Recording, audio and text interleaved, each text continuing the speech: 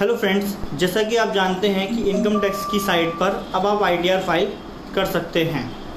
इस बार ITR file करते वक्त आपको पहले पेज पर एक कॉलम दिखेगा, जिसे देखकर आप थोड़ा सा कंफ्यूज हो सकते हैं कि मुझे इसमें क्या फिल करना है। तो मैं आपको बताता हूं कि वो सेक्शन क्या है, वो कॉलम क्या है और उसमें आपको क्या फाइल करना है। तो section 139(1) of the income tax act कहता है कि वो लोग जो कि इनकम टैक्स के दायरे में नहीं आते, मीन्स जिनकी इनकम 2.5 लाख के नीचे है, उनको पहले ITR फाइल करने की आवश्यकता नहीं होती थी और इसीलिए बहुत से लोग ITR फाइल नहीं करते थे। लेकिन वो उनमें से बहुत से लोग काफ़ी हाई वैल्यू ट्रांजैक्शंस करते थे। इसीलिए गवर्नमेंट ने रिसेंटली ये चेंज किया है ITR पॉलिसी में कि वो लोग जिन्होंने कुछ हाई वैल्यू ट्रांजैक्शंस किए हैं लेकिन उनकी इनकम टैक्स ब्रैकेट के बाहर है, मीन्स उनकी इनकम 2.5 लाख के अंदर है, उनको भी इस बार ITR फाइल करना मैंडेटरी है। तो आइए मैं आपको बताता हूँ वो कंडीशंस क्या हैं जिसमें कि आपकी इनकम टैक्स ब्रैकेट के अंडर होते हुए भी आपको ITR फाइल करना होगा।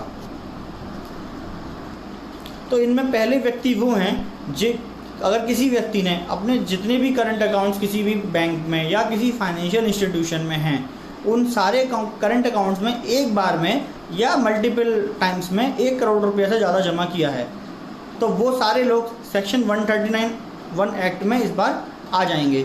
दूसरे लोग वो हैं जिन्होंने इलेक्ट्रिसिटी कंजप्शन में under financial year 2019 to 2020 1 lakh रुपये से ज़्यादा का कंजप्शन किया है। और तीसरे लोग वो हैं जिन्होंने अपने आप पर या किसी और व्यक्ति पर 2 लाख रुपये से ज़्यादा खर्च किए हैं किसी भी फॉरेन ट्रैवलिंग पर।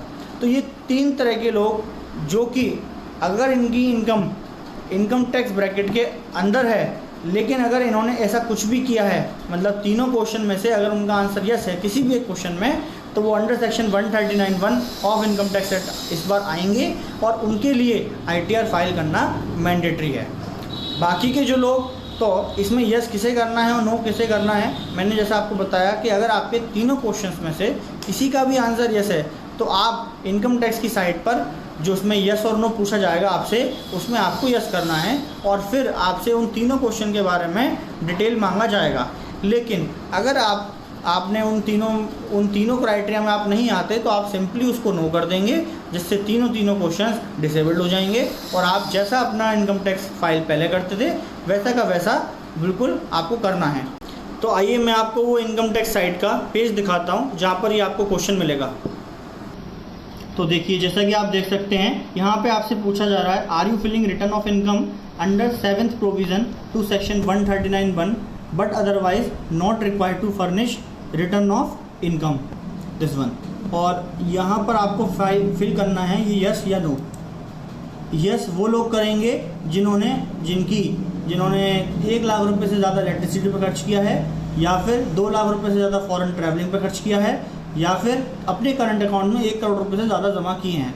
तो ये 3 तरह के लोग यहाँ पर यस फाइल करेंगे और बाकी जितने भी लोग हैं यहाँ पर नो करते ही तीनों के तीनों जो क्वेश्चन है नीचे आप देख रहे हैं ये डिसेबल्ड हो जाएंगे और आपको ये फिल करने की आवश्यकता नहीं होगी। तो ये छोटी सी जानकारी मैं आपके साथ शेयर करना